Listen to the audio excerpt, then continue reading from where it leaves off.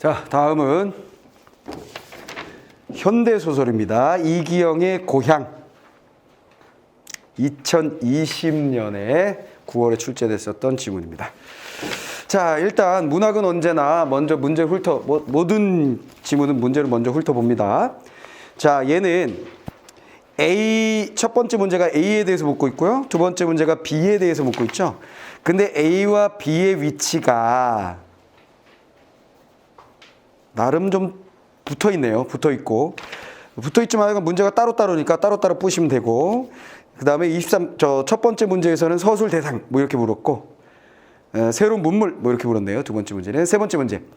요구 조건이라는 말이 있고, 이해하라 그랬어요. 요구 조건을 가지고. 그 요구 조건 보니까 바로 옆에 있네요. 그렇죠? 요구 조건. 네모 박스로 쳐 있는 요구 조건. 그 다음에 네 번째 문제를 보시면, 아하, 보기가 있네. 그럼 네 번째 문제 보기를 먼저 정리하는 것으로부터 시작을 하시면 되겠습니다. 자, 보기. 자, 시의 보기에서는 시적 화자가 이야기하는 대상과 그 대상에 대한 화자의 정서, 그리고 그 정서를 드러내기 위한 시인이 구사한 표현의 방법. 야, 이런 세 가지를 보통 기본적으로 준다 그랬죠. 그렇죠? 기본적으로 준다 그랬습니다. 소설에서는 작품의 배경이 되는 시대, 그 다음에 인물에 대한 정보를 주어요. 인물에 대한 정보란 인물이 성격, 어떤 상황에 처해 있는지 등등, 그렇죠? 그런 걸 주게 됩니다. 자, 봅시다. 1930년대 리얼리즘 장편 소설에는 변화하는 사회적 환경 속에 사회적 지위가 상승하는 인물이 등장한다 그랬어요. 자, 그럼 보기에서 제일 먼저 우리가 캐치한 것은 이게 30년대든 40년대든 우리가 알 게 뭐야? 중요한 건 사회 환경이 변하면서 지위가 상승한다. 사회적 환경이 변하면서 환경의 변화에 따라서 사회적 지위가 상승하는 인물이 등장한다 그랬어요. 그럼 여기에 등장하는 인물이 누군지 모르겠지만 그 녀석의 사회적 지위가 상승한 모양이다. 됐죠? 그 다음. 이 유형의 인물들은 근대 문물에 발빠르게 적응하면서도 소작자 같은 전근대적 토지 제도에 편승하는 모습이다. 자, 두 번째 특징. 인물 성격을 주로 얘기하는 거군요.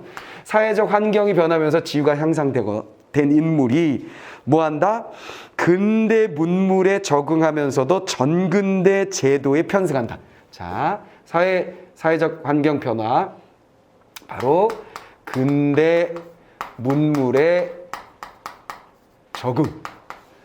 적응하면서도 한편으로 전근대 문물에 편승한다. 올라탄다. 이용한다. 이렇게 보시면 되겠습니다. 자, 이들은 근대 문물을 체험해보지 못한 사람들에게 자신을 과시하거나 자신만의 이익을 추구하기 때문에 인정을 받지 못한다. 자, 세 번째. 근대 문물에 잘 적응해서 지위도 올라갔고 근대 문물에 잘 적응한 것 때문에 이 인물들은 자신을 과시하지만, 과시예요, 과시. 폼 잡는 거지, 뽐내는 거지. 그리고 이익을 추구해요. 과시하면서 그걸 통하여 이익을 추구한다. 자, 그런데 인정은 받지 못한다. 이렇게 이기적이다 보고 잘난 척하다 보니까 사람들로부터 인정은 받지 못하는 스타일. 자, 이렇게 정리가 됐죠. 이런 인물들을 통해 1930년대 농촌사회에 등장하는 속물적 인물형의 면모를 확인한다. 결론. 이런 인물을 우린 뭐라고 한다? 속물적이라고 한다.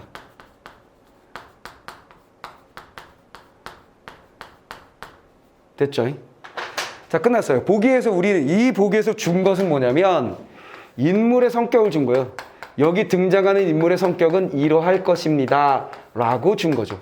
근데 주의하실 것은 뭐냐면 이 보기는 내가 보기를 두 가지로 나눈다 그랬지? 무엇으로 나눴어? 자, 일반 보기와 작품 보기로 내가 이름을 붙였어요. 작품 보기. 이게 뭘 얘기하는 거야? 일반 보기라는 것은 그 시대의 그 부류의 작품들 혹은 그 작가의 작품의 일반적 특징, 이거지. 일반적 특징. 작품 보기란 건 뭐야? 제시된 작품이에요. 그럼 얘는 일반 보기예요? 작품 보기예요? 일반 복이지. 이 작품에 대한 얘기가 아닌 것처럼 얘기하고 있잖아. 이 시대에는 이랬어요. 그러니까 얘는 일반 복이야. 그러니까 내가 하고 싶은 말은 뭐냐면 이런 인물이 등장하긴 할 거란 말이야. 근데 그중 어느 하나가 여기 있는 요소 중에 어느 하나가 해당되지 않을 수도 있다는 거야. 그걸 감안을 해줘야 된다는 거지. 이해됐지? 뭔 말인지 이해됐지? 출제자가 이렇게 냈을 때는 보통 다 해당되는 것이겠지만 아닌 경우도 있고 그 다음에 일반 보기와 작품 보기를 섞는 경우도 있지. 두 개 항목은 일반적으로 이 시대의 작품이 이랬어요. 그리고 가에 제시된 작품은 여기 제시된 작품이 이렇게 딱 들어간단 말이야. 그러면 여기 제시된 작품을 하고 뒤에 나온 특징들은 무조건 100% 맞는 설명이고 이 작품에 대한 설명으로 100% 맞는 거고 위에 거는 아닌 요소도 있고 맞는 요소도 있고 이해됐지? 그런 거 여러분들이 주의해야 된다 그랬습니다. 어쨌거나 환경의 변화에 따라 지위가 상승됐는데 근대 문물에 적응했다고 폼 잡고 자신의 이익만 추구하면서 한편으로는 전근대적인 걸 이용하기도 해요. 그래서 사람들이 미워해. 그래서 이런 인물을 우리는 속물적 인물이라고 한다. 속물적 인물 만나보도록 합시다. 자, 다음은 이기영의 고향이라는 제목을 보는 거죠. 분명 보기에 뭐라 그랬냐면 농촌 사회의 면모를 확인할 수 있다. 농촌 사회의 특징이라고 그랬잖아요. 그 고향이라고 되어 있으니까 아하 이런 인물이 등장하는 곳은 바로 농촌 사회구나라는 걸 우리가 알 수 있게 되는 거죠. 자, 배경은 농촌 사회구나. 자, 그러면 고향 이기영의 고향 한번 들어가 봅시다. 첫 번째 단락부터. 자, A 보자마자 문제 풀고 B 보자마자 문제 풀고 A는 서술상의 특징이라고 되어 있으니까 서술 대상에 대한 이야기로 되어 있어요. 서술상의 특징이겠죠, 뭐. 그렇죠? 서술상 특징에 대한 설명. 그러니까 서술상의 특징에 초점을 맞춰서 읽으면 되는 거고요. B에서는 뭐 서술상 특징 끝났으니까 나머지 이렇게 보면 돼. 소설 문제는 두 가지야. 하나는 서술상 특징이고 나머지 다 인물이야. 무슨 말인지 알겠어? 문제는 두 가지 유형이야, 그냥. 서술상 특징 한 문제 내고 인물에 대한 다양한 문제들을 쭉 냈다라고 생각하고 보면 틀리지 않을 거야, 거의. 오케이. 자, 그럼 한번 가봅시다. 안승학은, 자, 우리가 항상 하는 방법, 인물 잡습니다, 먼저. 안승학은, 인물 잡고 우린 뭐 합니까? 뭐 하는지 따라가죠. 근데 여기는 A 부분이니까 서술상 특징을 주로 해서 문제 풀 거예요. 원래 이 골 읍내에 살았다. 자, 장소 나왔네요. 원래 읍내에 살고 있었던 사람입니다. 이 녀석의 고향은 원래 이 녀석의 터전은 읍내였어요. 지금부터 20년 전만 해도 그는 이 다 찌그러진 오막살에서 콩나물 죽으로 연명하던 처지였다. 근데 읍내에서 뭐 했다는 거야? 가난했어요. 끝. 됐지? 그 가난에 대해서 길게 얘기하는데 우린 가난만 포인트를 잡으면 되는 거지 뭐. 콩나물 죽을 연명하는 건 그러던 사람이 오늘은 수백 석 추수를 하고 사는 민판서집 사음까지 얻어서 이 동리로 옮겨 앉은 것이다. 자, 뭐야? 읍내에 있었는데 이 동리로 이동했죠? 이 동리로 공간. 그 다음 뭐야? 오늘날은이라고 돼 있지? 오늘은 시간. 됐지? 지금 뭐 한 거야, 내가? 소설을 읽는 방법? 포인트 뭐라고? 인물 잡아. 뭐 하는지 따라가. 뭐하? 가난했다. 따라간 거야. 그 다음 뭐해? 내면, 심리, 태도. 내면을 나타내는 말 무조건 밑줄. 거기에 플러스 알파 뭐 하라고? 장소, 시간. 이건 오늘이니까 이건 과거고 뭐. 그치? 옛날에는 그랬으니까 과거. 원래는 여기서 이렇게 잡았어야지. 원래 읍내라는 공간에서 가난하게 지냈다. 근데 오늘날 동리에서는 어떻게 된 거야, 얘가? 사음까지 얻어서 사음. 사음이라는 게 뭐예요? 밑에 주석에 달려있죠? 뭐라고 돼 있어? 소작권을 관리하는 사람. 즉 마름. 자, 마름이라는 단어는 반드시 알고 있어야 됩니다. 알겠죠? 그러니까 이게 뭐 하는 건지 알지? 땅의 주인은 아니야. 땅 주인은 지주가 따로 있는데 지주. 땅의 주인은 따로 있는데 땅이 엄청 많으니까 이거 관리자. 그래서 요거는 김씨가 붙이고 요거는 박씨가 하고 요거는 차씨가 하고 요거는 내가 하고 뭐 이렇게 나누는 거야. 그래서 소작료라고 해서 이 땅을 이용하여 벌어들인 추수한 곡식의 일부를 내라. 그걸 지주한테 이렇게 갖다 준 중간 관리자 역할을 하는 녀석이다. 이렇게 생각하시면 돼요. 근데 여러분들이 보게 되는 소설 속에 등장하는 이 사음, 이 마름은 긍정적인 인물로 등장하느냐 부정적인 인물로 등장하느냐 띵 생각해보면 어때? 부정적으로 많이 등장하죠. 그렇지? 부정적으로 많이 등장하는 인물이기도 합니다. 자, 됐고요. 자, 그 다음에 그것은 안승학의 근본을 아는 사람 누구나 놀랄만한 일이었다. 자, 요거 이제 사음이 된 거 이거 뭐야? 사람들은 이렇게 됐지. 인물이야, 이들도. 그치? 심리 나왔지. 놀람. 너무나 당연한 얘기일 수도 있으나 우리는 인물 나오면 무조건 잡아. 그 심리 체크. 이래서 이 연습을 하셔야 돼요. 알겠어? 자, 내가 소설을 그러니까 국어를 가르치기 최초부터 아이들한테 이렇게 읽으라고 한 거 아니야. 그냥 핵심만 잡아서 쭉 하고 설명하고 문제 풀어줬다고. 근데 시간이 지나면 지날수록 아이들의 문제점이 뭔지 내가 점점 들어올 거 아니야. 쌓일 거 아니야. 쌓이는 것의 결과를 보면 이게 왜 맞아요? 이게 왜 틀려요? 라는 질문들의 대부분이 결국 인물의 이런 사소한 심리를 정리하지 못해서 문제가 되는 경우를 너무 많이 봤다는 거지. 그래서 내가 무슨 생각을 하게 된 거냐? 야, 애들이 아주 기본적인 걸 놓치고 있구나. 그럼 아예 기본에 충실하자. 라고 한 거야. 그래서 시간, 공간, 인물, 심리 이렇게 줄을 그으면서 읽는 거야. 근데 어느 순간이 되면 이 줄을 긋다 보면 똑같은 비슷한 심리, 너무나 당연한 심리들이 존재하겠지. 아버지가 돌아가셔서 그녀는 슬픔에 눈물을 흘렸다. 그녀는 슬프다. 아버지가 돌아가서. 이거를 처음에는 정리하는 연습을 하는 거야. 하지만 시간이 지나면 너무나 당연한 얘기잖아. 그런 포인트는 안 해도 상관이 없는 거지. 하지만 돌아선 그녀는 화장실에 웃음기를 머금었다. 오! 특이하네. 이건 체크. 이렇게 되는 거지. 내 말 이해됐어? 나중에는 더 중요한 포인트를 알게 될 거야. 근데 처음에는 이렇게 연습을 하자. 잊지 마시고 그렇게 하셔요. 그는 지체도 없고 형세도 없이 타관에서 떠돌아온 사람이었다. 그러므로 이 고을에는 그 일가 친척이라고는 면석이 다니는 아우 하나밖에 없었고, 이 동리를 말하는 건가 봐. 이 동리에는 아우 하나만 있었고, 그 부친은 경기도 죽산이라든가 어디에서 호박 노릇을 하던 아전이었는데, 승하기가 성년이 되기 전에 별세하고 그의 모친도 부친으로 돌아간 지 3년 만에 마저 세상을 떠났다. 자, 이 사람의 특징이 뭐냐면 아우 하나밖에 없고, 이 동네에는 아는 사람이 부모가 돌아가시고 또 돌아왔던 사람이다. 그래서 거기서는 살 수가 없어서 아내와 어린 동생 하나를 데리고 이 고장으로 들어왔고, 이 고을의 읍내에는 그 처가 사는 터이므로, 그러니까 공간이 타관이 있었던 거야. 됐지? 타관이 있었고, 타관에서 떠돌다가 어디로 간 거야? 읍내로 간 거지. 이해됐지? 읍내로 갔다가 어디로 간 거야? 동리로 뜩 간 것 같아. 이해됐지? 공간의 이동. 되어버렸지? 이해됐지? 여기로 가게 된, 여기 가난하게 사는 이곳으로, 여기서는 부모가 사라지고 부모님이 돌아가신 것 같고 부모님이 떠나가셨고. 됐죠? 이 읍내로 가게 된 이유는 거기에 누가 있기 때문에? 처가. 됐죠? 그 다음에 이 고을에는 누가 있다고? 이 동네에는 아우. 그치? 면석이 아우 하나 있고. 자, 읽다 보니까 지금 이거 뭘 했냐면 한 인물이 살아온 내막에 대해서 정리했네요. A 부분의 특징. 그의 삶. 이 어떠했는지 시간과 공간의 흐름에 따라서 그의 변화를 보여줬고, 보기에서 봤었던 것의 핵심 포인트 연결되는 것은 지위가 상승되었다라는 것이 하나 들어있네요.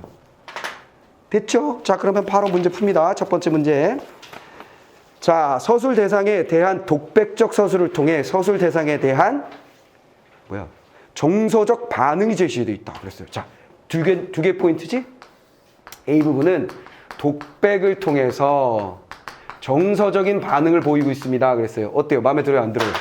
마음에 안 들죠? 자, 첫 번째. 이 독백이라는 것은 혼잣말이잖아요. 무슨 말이겠어요? 독백을 할 수 있는 것은 누굴까요? 독백을 할 수 있는 건 인물이 하는 거예요.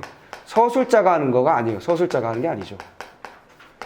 서술자가 항상, 서술자의 역할은 뭐지? 3인칭 서술자의 역할은 얘는 이런 애고 쟤는 이런 애고 제가 이런 말 했고요. 얘가 이런 행동을 했고요. 이걸 전달해 주는 거야.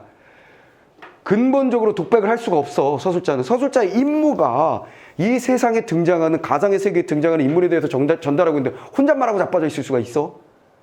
직무유기지. 무슨 말이겠어? 그 3인칭에서 독백을 할 수는 없는 건지. 근데 1인칭 인물 서술자는 독백할 수도 있죠. 무슨 말이겠어? 내가 그에게 말했다. 나는 혼잣말했다. 가능해요, 그건. 무슨 말이겠지? 그래서 얘는 근원적으로 3인칭에서 불가능할 것으로 보여지고요. 자, 그 다음에 두 번째 선택지. 서술 대상에 대한 회고적인 서술을 통해서 서술 대상에 대한 성찰적 태도가 드러난다. 자, 회고적인 서술이다 그랬을 때 회고는 뜻이 뭐죠? 과거를 회상하는 거, 되돌아보는 거 이런 거죠. 그렇지. 그럼 과거 회상은 누가 하는 걸까? 인물이 할 수 있을, 인물이 하는 것이지. 이거 역시 3인칭 소설자가 회상을 하는 건 아니지. 무슨 말인지 이해됐어? 이해됐어? 회상은 누가 할 수 있는가? 그 일을 했던 사람. 내가 작년에 여기서 애들 가르칠 때 그랬었지. 이 회상이지. 무슨 말이겠어? 그리고 내가 봤었던 그 녀석이 그랬었지. 그 사람의 모습에 대해서 내가 회상하는 거지. 그 안에 있어야지 회상을 할 수 있는 거야. 전달자, 서술자가 회상을 한다는 건 말이 안 돼. 무슨 말이겠어? 근데 이거 걸리기 쉬워. 과거 얘기를 했으니까 맞는데? 이렇게 생각하기 쉬워. 근데 장치가 하나 더 있어. 뭐가 있어? 성찰적 태도. 성찰이 뭐라 그랬어? 되돌아봄. and 뭐지? 반성. 이걸 또 왜 해 얘가? 3인칭 서술자가. 됐지? 그래서 이거 띵 날아가게 되는 거죠. 띵 날아가게 되고 당연히 이것도 안 되고요. 자, 3번 선택지. 서술 대상에 대한 병렬적 서술을 통해서 서술 대상에 대한 정보가 반복적으로 제시되고 있다고 그랬어요. 병렬적인 서술이라는 얘기는 뭐예요? 병렬적 서술이라는 건 뭐야? 나란하게 놓는다는 거예요. 나란하게. 그러면 얘가 읍내에 있을 때는 어땠고 타관에 있을 때는 어땠고 동리에 있을 때는 어땠고라고 했으니까 나라는 거 아니에요? 오케이. 그렇다고 치고. 자, 오케이. 그 다음에 또 하나의 장치가 있지? 바로 뭐야? 정보가 반복된다. 각 곳에 정보를 주고 있지 정보가 똑같은 정보가 반복되고 있는 것은 아니니까 틀림. 이렇게 되는 거지? 자, 날아가고 4번 선택지 한번 볼게요.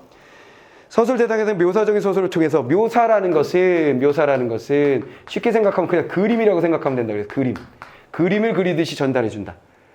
즉 상황의 묘사라든가 외양의 묘사, 즉 대표적인 뭐야? 외양의 묘사라든가 그 다음에 상황의 묘사가 두 가지가 있겠죠. 이런 게 있으려면 말 그대로 영상이 주어져야 돼. 선과 면과 색, 동작 등이 나와야 되지. 무슨 말이겠어? 동그랗게 생긴 얼굴에 하얀 피부를 가진 그녀는 이렇게 되어야지. 무슨 말이겠어? 무슨 말인지 알겠어? 그때 그 옆에는 붉은 의자가 놓여 있었다. 뭐 이렇게 돼야지. 무슨 말이겠어? 색과 면과 동작이 나와야 된다고. 이해됐지? 묘사가 나오려면 뭐라고? 색이 있고 면이 있고 선이 있고 동작이 나와줘야 우리가 그림이라는 게 완성이 될 거 아니오. 됐지? 자, 그런 거 아닌 것 같고 그 다음 뭐야? 정보가 단계적으로 제시 이건 뭐 어느 정도 가능할 것 같은데? 왜냐면 타관에서 근데 이게 좀 바뀌긴 했지. 그치? 타관이 먼저 올라가야 되는 타관이 뒤에 나왔으니까. 그래서 사실은 이거 되게 읽기 불편해.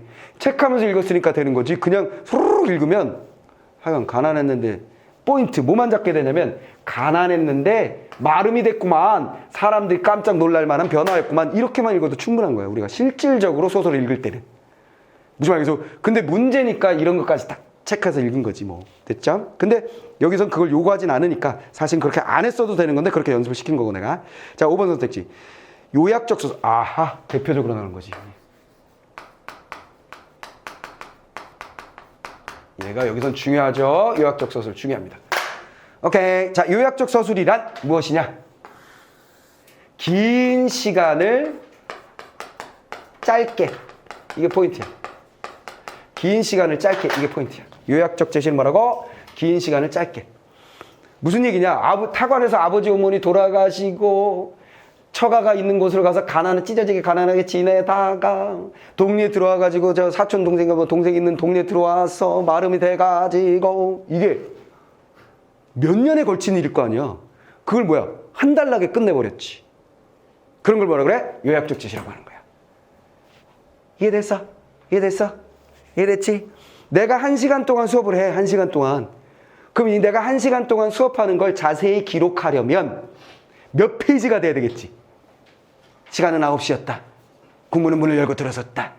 아이들이 몇 명 없었다. 화딱지가 났다. 뭐 이렇게 되는 거 아니야. 무슨 말이겠어? 안 온 애들은 뭐야? 애들은 대답이 없었다. 뭐 이렇게 되잖아. 무슨 말이겠어? 프린트 안 가져온 놈 4명이나 됐다.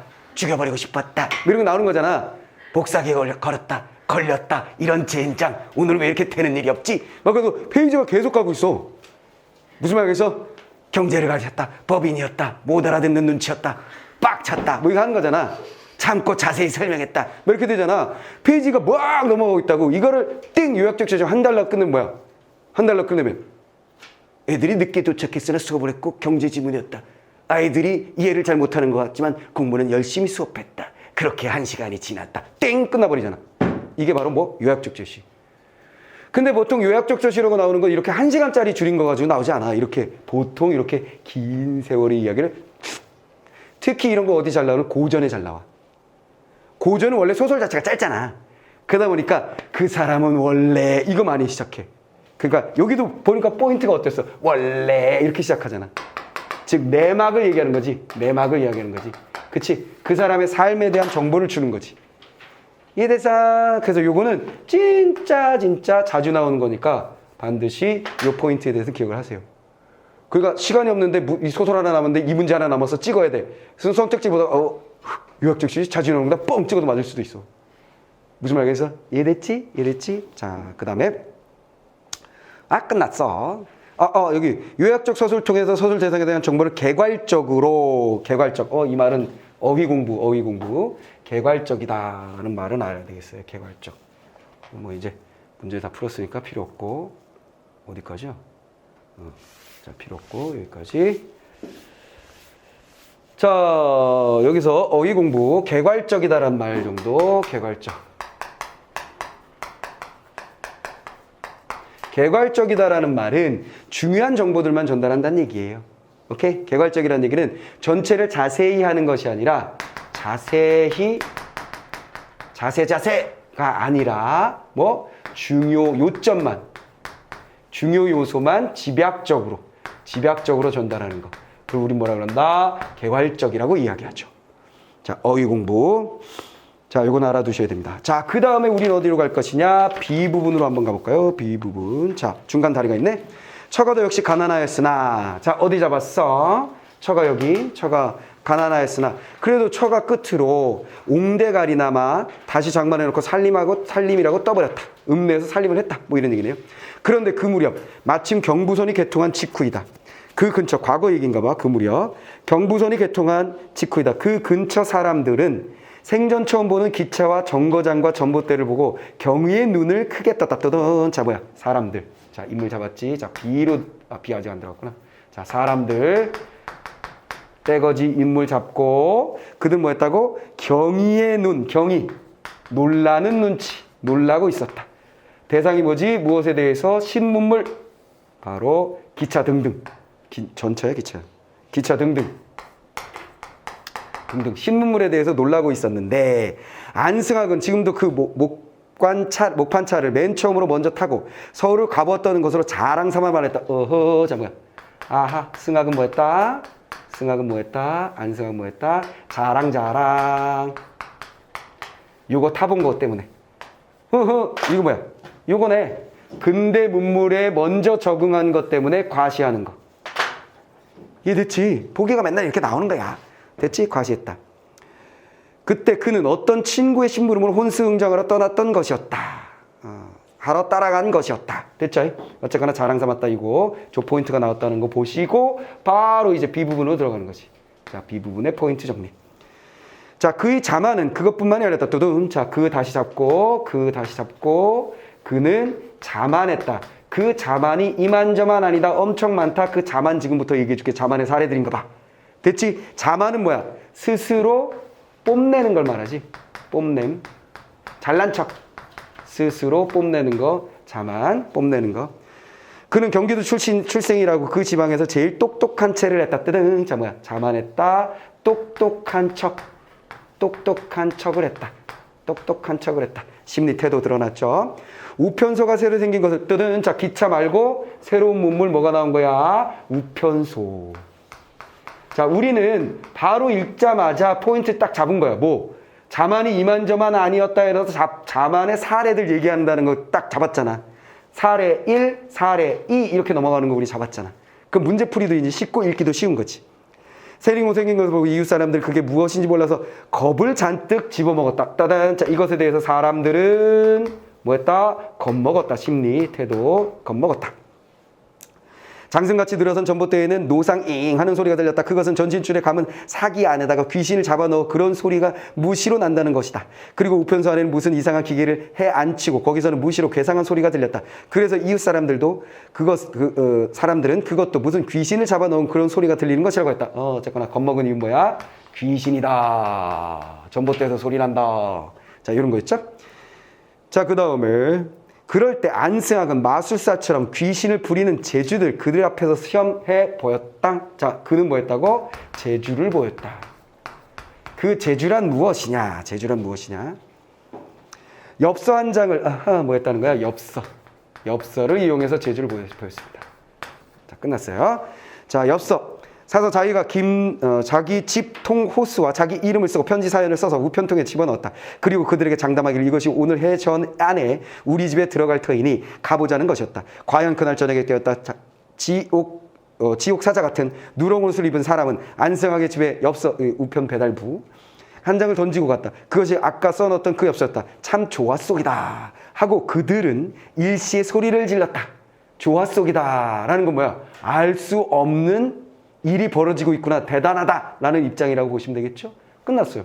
자, 어떻게 연결된 거야? 사람들은 기차를 경의했지만 승학은 자기가 먼저 타봤다고 자랑질했고 그것뿐만 아니라 스스로 자만 뽐내는 게 많았고 똑똑한 척 많이 했는데 우편소가 대표적인 사례였다. 끝나버렸지. 정리 끝났지? 자, 바로 이제 문제 풀어버립니다. 자, 두 번째 문제 풀어봅니다. 자, 두 번째 문제 뭐냐? 자, B에 대한 이해. 새로운 문물의 도입이 사람들의 의식을 혼란스럽게 하는 상황이 나타나 있다. 적절히 아는 거예요. 자, 새로운 문물이 인물 나왔지. 사람들 혼란을 주었다. 우리가 체크한 건 뭐야? 귀신이다. 겁먹는다. 됐잖아. 됐지? 경이롭게 생각한다. 겁집어 먹었다니까. 오케이, 맞는 설명이군. 자, 두 번째 선택지. 새로운 문물이 실생활에 쓰이는 현장을 소개함으로써 사람들이 생활 방식의 변해야 함을 알려주고 있다. 응? 뭐지? 이런 느낌이 들 때 우리는 어떡하지? 뭐지? 하고 빨리 제낌. 우리의 승부처는 여기야. 무슨 말 알겠어? 뭐지? 하는 순간에 멈춰있는 아이들을 우리는 뒤로 하고 앞으로 갑니다. 무슨 말 알겠어? 패배자들은 어떻게 되는 거야? 응? 뭐지? 다시 보자. 이렇게 가는 거잖아.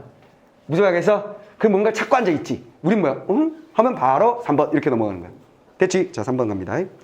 새로운 문물을 이용 방법을 알고 있는 인물과 그렇지 못한 사람들 간의 문물에 대한 이해 차이가 있음. 그렇지. 우리가 정리한 게 그거잖아 지금.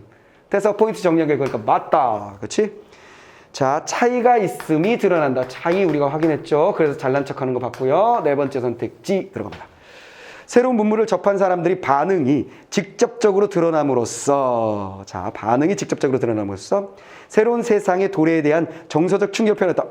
자, 반응이 드러났지. 반응이 직접적으로 서술자가 설명해줬죠. 어떻게? 귀신이라고 생각했다. 놀랐다. 직접적으로 설명했어요, 서술자가.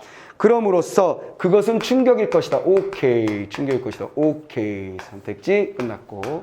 자, 5번. 새로운 문물에서 신이한 현상, 신기롭고 이상한 정도로 생각하시면 되겠습니다. 연상하는 사람들, 즉 귀신을 연상한 거지. 반응을 통해서 낯선 문물 도입 당시의 문화적인 환경을 보여주고 있다. 오, 좋은데? A가 답이네. 끝. 생각할 게 없는 거야. 나머지는 다 맞는데 얘는 이상했잖아. 그게 답이지. 이해돼서? 자, 얘를 지금 뭐라 그래? 실생활에 쓰이는 현장을 소개함으로써. 자, 실생활에 쓰이는 현장을 소개했느냐면 사실 이거 아니거든요. 얘는 뭐야? 제주 이거 얘기하는 거잖아. 이게 실생활에 쓰이는 현장이냐면 그거 아니라고. 무슨 말이겠어? 너희들 지하철 어떻게 타는지 모르지? 아이 바보들 따라봐. 이거 들어갔다 나오면 돼. 니들 때문에 내가 요즘 지하철이 얼마지? 2,000원? 아니야? 얼만데? 880원? 오 그래? 부럽다 야. 880원? 아니 나는 그럼 뭐 1,500원 했어. 1,500원 띵 넣고 니들 때문에 나 1,500원 손해봤어. 내가 실생활에 쓰임의 현장이니? 너는 그거 타지 않는 거야. 무슨 말 알겠지? 이 사람도 실생활의 현장은 아니야. 첫 번째 포인트는 그거지. 이해됐어? 근데 이거는 사실은 이걸 실생활에 쓰임의 현장이라고 볼 수 있느냐 없느냐는 사실은 되게 미세한 차이잖아.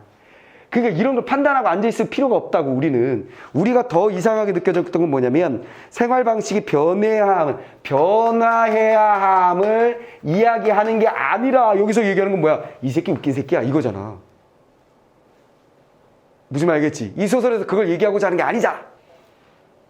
내 말 이해돼서? 이 소설에서는 뭐야? 속물적 인물에 대한 비판이란 말이야. 이해됐지? 그러니까 당연히 아닌 거라고. 당연히 아니니까 답이지 여기서. 당연히 아니니까 여러분들이 읽는 순간에 이렇게 된 거야. 딱히 바로 직관적으로 순간적으로 판단할 수 없었던 거지. 그때 우리는 뭐다? 이기는 방법은 뭐다? 빨리 지나간다. 이해돼 버렸지? 그리고 푹 찍고 나오면 된다. 나중에 생각하자. 이해됐어? 연습할 때도 그렇게 하셔야 됩니다. 혼자 연습 문제 푸실 때도 반드시 그렇게 하셔야 돼요. 오케이? 자, 그거 기억하시고. 자, 그럼 이거 해결했고. 자, 그 다음에 우린 뭐 할 거냐면 굵은 글씨가 있었나? 없네. 자, 그럼 중략 뒷부분 한번 가겠습니다. 중략 뒷부분에 우리가 풀어야 하는 문제는 요구 조건. 요구 조건에 대한 문제예요. 중략이 끝나고.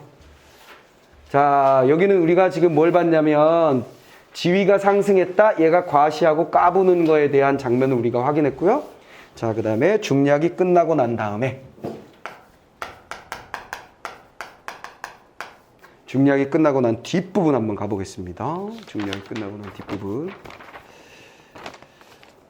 자, 안승학이는 사랑방에서 혼자 앉아서 금태 안경을 콧전등에 걸고는 문서질을 하다가 인동이를 앞세우고 김선달, 조첨지, 수동 아버지, 희준이 이렇게 5사람이 일시에 달려드는 것을 보고 저기 마음이 불안을 느꼈다. 뚜둔. 자, 끝났어. 자, 안승학은 심리 뭐지? 불안 체크. 불안의 대상이 무엇이지? 사람들 5사람. 끝. 됐지? 5사람이 오니까 불안했다. 이렇게 읽는 거야, 소설은. 이해됐지? 그 다음. 그때 그는, 그 다음에 대사다. 대사는 항상 티키타카. 티키타카. 한 대사 따옴표 안에 뭔가 핵심이, 단어가 퉁 있을 거야. 그럼 다음 사람이 그걸 받아서 그걸 띵 받을 거야. 이해됐지? 자. 혹은 고전작품 같은 경우에 특히 긴 대사가 나올 때는 주장과 근거 찾는 거라 그러지. 대사 안에서. 오케이. 자, 불안을 느꼈다. 그래, 그는 붓을 놓고서 마당을 내려다보면서 무슨 일들인가? 식전 대바르면 내 지배를 이렇게들 찾아오기 문간의 주인을 찾고 들어와야지. 두둔. 자, 포인트. 첫 번째 대사의 포인트는 뭐야? 문간에서 주인을 찾아야지. 찾아야 되는 거 아니야? 이게 포인트지. 문간에서 계십니까? 뭐 이거 해야지 이놈들아. 이 얘기지. 자, 위험스럽게 하는 말. 따다 이렇게 말하면 뭐 심리? 위험. 폼 잡은 거야. 그래야 되지 않겠는가? 이런 거지. 자, 그 다음에 아무도 없는데 누굴 보고 말하랍니까? 대문 기둥에 대고 말씀하십니까? 김선달이 받는 말이었다. 두둔. 자, 김선달이 받았어. 김선달이 받았는데 김선달의 요 말투에서 우리가 체크해야 될 건 뭐야? 뭔가 비아냥거린 불만 섞인 목소리지. 티켓타카니까 주인을 찾고 들어야지. 아무도 없는데 어떻게? 무슨 말 알겠어? 알겠어? 저항 정신이 딱 느껴지지. 자, 그 다음에 저런 괘씸한 놈 말하는 것 좀 봐라. 도전자 위험, 불안했다, 위험. 그 다음 뭐야? 이런 괘씸한 놈. 괘씸한 놈. 자, 이것도 심리. 괘씸한 놈. 괘씸한 놈 심리. 괘씸한 놈. 그 다음에 행랑놈은 어디를 갔기에 문간에 아무도 없었더람. 안승환 속으로 분해했다. 두둥. 자, 뭐야? 분함. 자, 내가 지금 뭐 하고 있는 거야? 이 사람의 심리 다 정리하고 있는 중이야. 체크하면서 읽는 거야, 너희들은. 됐지? 체크. 그러나 호령할 용기는 생기지 않는다. 그렇지만 용기는 없다. 자, 지금 뭐 하는 거야? 심리, 얘가 어떻게 변화되는지 다 따라가고 있는 중이야. 데브레스. 그 다음에 희준이와 인동이와 김선달은 신발을 벗고 마루에 올라가 앉았다. 여럿은 마루로. 조첨지와 수동아버지는 뜰 아래서 올라갈까 말까 하는 눈치. 뭐야? 조첨지, 그 다음에 수동아버지. 자, 두 인물 잡고 우린 뭐 하는 거야? 나머지는 올라갔는데 이 사람들은 올라갈까 말까 했다 그랬으니까 거기 밑줄 그어놓고 망설임 딱 느껴지지. 그치? 요 심리 체크하는 거지. 이해됐어? 뭐 하는 거야 지금? 그냥 심리야, 심리 다. 그럼 문제는 그냥 풀린다고. 자, 망설망설. 자, 다음. 하여간 무슨 일인가? 이제 본론으로 들어가는 거야, 이제. 뭔 일이요? 뭔 일이요? 안성은 얼른 이야기를 돌려보내려는 계획이다. 됐지? 보내려고 한다. 빨리 보내려 함. 요게 태도 드러났죠? 보내려고 함. 저희들이 이렇게 댁을 찾아왔을 때는 무슨 별다른 소관사가 있겠습니까? 지난번에도 왔다가 코만 떼우고 갔습니다. 어떻게 저희들이 요구 조건을 들어주시겠습니까? 희준이가 정식으로 말을 꺼냈다. 두둔. 자, 희준이. 얘가 뭔가 대표격인가 봐. 정식으로 말하죠. 정식으로 말합니다. 정식으로 말합니다. 요구 조건을 들어주세요. 그리고 이 요구 조건이라는 게 뭔지 우리는 아직은 알 수 없으나 얘가 중요한 문제 포인트라는 거 알 수 있죠. 출제가 이거 나왔으니까. 됐지? 그따위 이야기할 작정으로 이렇게들 식전 아침에 왔어. 못 들어주겠어. 벌써 몇 번째 요구 조건을 들을 수 없다고 말했는데 자꾸 조르기만 하면 될 줄 아는가? 어림없지. 괜히 그러지를 말고 일찍이 나락을 베는 것이 당신한테 유익할 것이야. 또는 뭐야? 거부. 됐지? 아는 거부하고 거부했죠? 포인트는 거부고 그 다음에 중요한 건 일찍 나락을 베어라. 일해라. 일이나 해라. 이게 포인트. 거부하고 일이나 해. 끝. 자, 안승학은 긴 장죽에 담배를 한 대 담아가지고 불을 붙이기 위해서 성냥을 새 계피나 허비했건만 잘 붙지 아니하므로 그런 네 번째 불을 댕겨서는 쉴 새 없이 뻐끔뻐끔 빨다가 그만 입기로 붉은 침을 주르륵 흘리고서는 제풀에 화가 나서 담뱃대를 탁 밀어내 던졌다. 자, 여기서 뭐예요? 포인트가 담뱃대죠. 담뱃대. 담뱃대를 밀어 던지면서 제풀에 뭐라 그랬어? 화가 나서. 즉 화가 나서 던졌다 그랬으니까 이 담뱃대라는 소재의 의미를 여러분들에게 묻는다면 화난 심리를 부각시키는 사물. 이해돼서 그러니까 내가 수업하는데 애가 막 이상한 질문해가지고 막 나를 괴롭혀서 막 부러뜨리고 뭐 어떻게 하고 막 그런 거 아니야. 그럼 그 내 사물과 동작을 통해서 여러분들이 나의 심리를 느끼는 것처럼 이 사람 담배에 불을 잘 안 붙어가지고 막 침까지 질질 흘리면서 에이씨 하고 집어던지는 장면. 이해됐지? 요것도 출제 포인트로 나올 수 있죠. 됐죠? 자, 그 다음에 근데 출제 포인트로 안 나오겠지. 왜? 굵은 글씨가 아니라면. 그치? 근데 얘는 전체가 굵은 글씨가 없으니까 어디서 나올지 몰라. 그래서 체크해 놓는 거고. 괜스레 시간만 낭비하고 피차에 물질상 손해만 더 나게 하지 말고 어서 돌아가서 잘들 의논해서 오늘부터라도 일을 시작하. 다시 뭐야? 일이나 해. 나왔고. 나도 아침부터 바쁜 일이 있으니 어서들 가. 그리고 뭐야? 보내려고 한다. 얼른 가. 그렇다면 요구 조건을 들어주지 못하는 말씀이시죠? 못 들어줘. 똑같은 얘기 반복. 됐지? 그럼 여기 어떻게 정리된 거야? 사람들이 찾아오자 불안했다. 예의를 지키라고 말했지만 김 씨는 투명하게 대답했다. 됐지? 위험 있게 말했으나 소용이 없었지? 이런 나쁜 놈의 새끼. 분했다. 하지만 더 말할 용기는 없었다. 빨리 보내려고 말했다. 무슨 말겠어? 그때 얘가 뭐야? 요구 조건 정식으로. 오케이? 어떻게 할 거예요?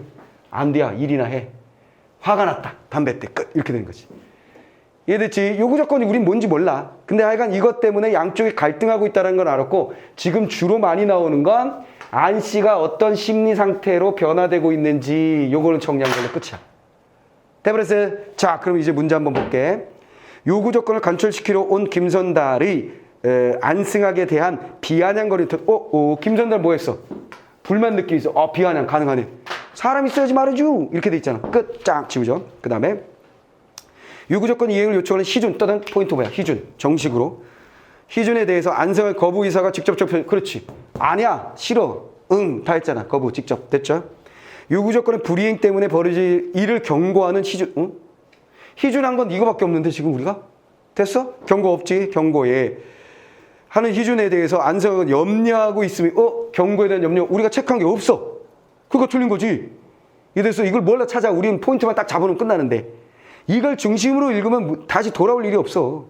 내 말 이해하지? 자, 그 다음에 요구 조건의 수락 여부를 둘러싸고 빚어진 한승학과 다섯 사람 간의 갈등 양상이 긴장된 분위기. 당연하지. 티키타카 주고받으면서 당연히 갈등 요소가 이거 되고 긴장은 당연히 될 거 아니야. 됐지? 맞는 얘기고. 자, 그러니까 긴장이라는 건 여러분들이 스스로 판단해서 긴장이 되나 안 되나 하는 게 아니야. 무슨 말해서 선생님 뭐 이까짓 게 긴장이에요. 이런 뭐 긴장? 나 전혀 긴장 안 되는데요. 무슨 영화 이런 거 봤잖아요. 막 총 쏘고 다니고 막 튀어나오고 막 이 정도 돼 긴장이지. 이게 무슨 긴장이에요. 주관적 판단하라는 뜻이 아니야. 긴장이라는 건 왜 일어나는 거야?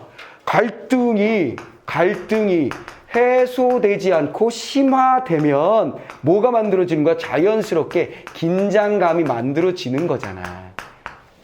이해돼서? 이해돼서? 그러니까 내 느낌에 긴장이 있냐 없냐를 판단하는 게 아니야. 내 말 알아보겠어? 이해됐지? 자, 그 다음에 자, 다음 요구 조건에 대한 화답을 받기 원하는 5사람의 갑작스러운 방문에 안수하게 심리적 동요가 제시되고 있다 그랬어요. 심리적 동요. 뭐야? 불안 어디 갔어? 불안 딱 있잖아. 됐어. 그거 요 안에서 다 풀리지. 내가 뭐라 그랬니? 서술상의 특징 말고는 별거 없다 그랬잖아. 이제 나머지는 다 인물이다 그랬잖아요. 됐죠? 앞의 문제도 결국은 이 새로운 문물에 대해서 사람들은 어떤 태도고 얘는 어떤 태도인지가 문제였고, 요 문제도 뭐예요? 이 갈등 요소 하나 가지고 어떤 태도를 가지고 있는지, 어떤 심리 변화를 가지고 있는지 그냥 문제잖아. 이에 대해서 그러니까 내가 이것만 밑줄 그으면 끝난다라고 말하는 건 그래서 그런 거야. 내 말 알겠지? 그만 열심히 하시면 소설은 끝이다. 그래서 소설과 시를 우리가 제대로 읽고 제대로 푸는 것만 딱 되면, 그래서 정확하게 마치고 스피드까지 나오면 끝났지. 뭐만 하면 돼 이제. 독서의 시간을 투자한다. 그리고 독서는 우린 차근차근 준비해 나가고 있잖아. 기본 개념들하고 어떻게 핵심을 잡고 문제를 푸는지 정리하고 있으니까 끝난 거야 이제. 만점이 기다리고 있다 이렇게 생각하시면 돼요. 자, 마지막 문제. 지체도 없이 콩나물죽으로 연명하다가 사음까지 된 인물의 모습은 신문 상승이지. 소작제를 이용하여 지위가 변한 인물형을 보여주고 있다. 맞지? 소작제라는 게 뭐냐면 이거지. 전근대에 편승한 걸 말하는 거지. 됐지? 자, 끝났고. 경부선의 개통할 무렵에 시대 변화에 적응하여 근본에서 벗어날 기회를 얻었던 인물의 모습은, 그렇지. 시대 변화에 적응한 거지. 근본이라는 건 이 사람이 가난한 그런 근본. 그리고 아버지가 관리 중 뭐 한다고 그랬다. 무슨 방? 호방이요? 뭐였어? 호방 이방 뭔지 알지? 이방 사또 나오면 드라마에 사또 이렇게 앉아 있으면 이렇게 와가지고 사또 나리 무엇입니다요 하는 사람들, 무슨 말이겠어? 하급 관리들. 됐지? 자, 그러니까 상류층은 아니란 말이지.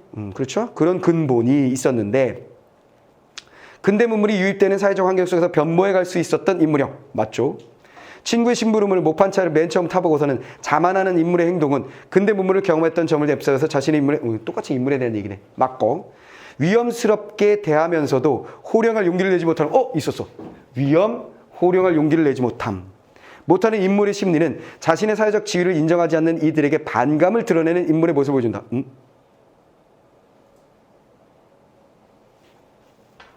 용기를 내지 못하는 게 반감이냐라는 거예요. 이상한데? 제끼는 거지. 됐지? 그 다음. 피차, 물질상 손해를 강조하면서도 일방적으로 사람들에게 나락을 베는 것을 종용. 그렇지. 이래. 이거 종용했잖아. 종용한다라는 얘기는 그걸 하도록 강요하는 거. 됐지? 종용. 자, 단어 알아둬야 되고요. 다른 사람의 이익보다 사적인 이익을 우선시하는. 그렇지. 이걸 여기서 이. 그렇지. 니들이 조건 필요 없고 니들이 열심히 해서 세금 많이 내야 돼 이 새끼들아. 이거죠. 돼버렸지? 자, 그러면 우리가 제꼈던 4번이 답이네. 자, 다시 한번 그러면 이제 답을 찍으면 되는 거고, 4번 답을 찍으면 되는 거고, 여기 용기를 내지 못하는 것은 반감을 드러내는 것이다가 아니라, 반감을 드러내려면 화를 내든 소리를 지르든지 어떤 동작을 하든지 해야 되는 거지. 용기를 내지 못하는 건 뭔가 두려워하는 거지. 그렇지. 뭐 정확하게 서술되어 있진 않지만 아마 용기를 내지 못하는 가장 큰 이유는 뭐야? 떼거지로 밀고 들어왔지. 그리고 얘는 어때? 되게 정식으로 말하는 게 되게 똘똘한 것 같지. 이건 미루어 짐작이야. 이런 미루어 짐작을 가지고 풀 수 있는 문제를 내진 않아. 짐작할 게 없으니까 틀렸다라고 하는 걸 낸 거지. 내 말 이해됐지? 굳이 보자면 용기를 내지 못한 건 그거 같아. 무슨 말 알겠어? 근데 어쨌거나 용기를 내지 못한 건 반감이다. 이거 이상하지. 내 말 이해됐어? 반감이 있어서 용기를 내지 못했다. 이런 말은 성립이 되지 않잖아. 무슨 말이겠어? 와이프가, 저 아저씨가 오빠한테 뭐라 그랬는데, 당신한테 뭐라 그랬는데 왜 가만히 참아? 난 제가 싫어서. 싫으면 뭐라고 한마디 했어야지. 싫어서 나 아무 말도 안 했어. 이상하잖아. 무서웠어. 이렇게 말해야지. 내 말 이해돼서? 연결이 자연스럽지 않았지? 이해됐지? 그거 문제라고 보시면 돼요. 자, 오케이. 자, 그럼 얘는 어떻게 풀어야 되는지. 문학은 순서가 중요해. 어떤 걸 먼저 풀고 어떤 걸 나중에 풀고. 대원칙은 정해져 있고 소설은 이렇게 읽고 시는 이렇게 읽어라. 내가 정해준 대로 하고 문제는 그 순서대로 풀고. 그게 완벽하게 익숙해서 매번 그렇게 풀 수 있어야 돼. 오케이? 오케이. 자.